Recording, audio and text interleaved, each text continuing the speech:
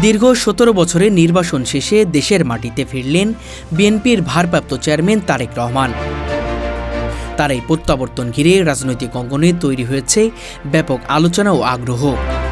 সকাল থেকেই রাজধানী সহ দেশের বিভিন্ন এলাকায় বিএনপির নেতাকর্মী ও সমর্থকদের মধ্যে দেখা যায় অপেক্ষা উত্তেজনা। অনেকের কাছে এই ফেরা শুধু একজন নেতার দেশে প্রত্যাবর্তন নয়, বরং দীর্ঘদিনের এক রাজনৈতিক অধ্যায়ের সমাপ্তি হিসেবেও বিবেচিত হচ্ছে। বিমানবন্দর ও আশেপাশের এলাকায় তারেক রহমানের আগমনকে কেন্দ্র করেছিল কঠোর নিরাপত্তা ব্যবস্থা। আইনশৃঙ্খলা বাহিনীর পাশাপাশি সেনাবাহিনীর সদস্যদের সতর্ক অবস্থানে থাকতে দেখা যায়। বুলেট প্রুফ গাড়িতে তাকে নির্ধারিত গন্তব্যে নেওয়া হয়। পুরো যাত্রাপথ জুড়ে নিরাপত্তা নিশ্চিত করতে নেওয়া হয় বিশেষ প্রস্তুতি, যাতে কোনো ধরনের অপ্রীতিকর পরিস্থিতি সৃষ্টি না হয়। দীর্ঘদিন পর তারেক রহমানের দেশে ফেরা বিএনপির নেতাকর্মী ও সমর্থকদের মধ্যে দেখা যায় আবেগঘন প্রতিক্রিয়া। অনেকেই একে দলের জন্য একটি ঐতিহাসিক মুহূর্ত হিসেবে উল্লেখ করেছেন।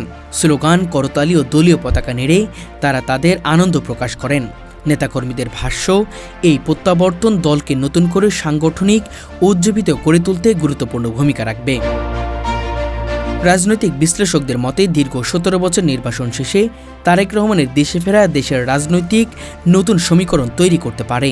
তাদের ধারণা, এই ঘটনা বিএনপির ভবিষ্যৎ রাজনৈতিক কৌশল ও কর্মকাণ্ড প্রভাব ফেলবে এবং সামগ্রিক রাজনৈতিক পরিস্থিতিতেও এর প্রতিফলন দেখা যেতে পারে। সব মিলিয়ে দীর্ঘ নির্বাসনের অবসান ঘটিয়ে তারেক রহমানের দেশে ফেরা দেশের রাজনৈতিক ইতিহাসে একটি উল্লেখযোগ্য ঘটনা হিসেবে বিবেচিত হচ্ছে, যা আগামী দিনগুলোতে রাজনৈতিক অঙ্গনে আলোচনার কেন্দ্রবিন্দু হয়ে থাকবে।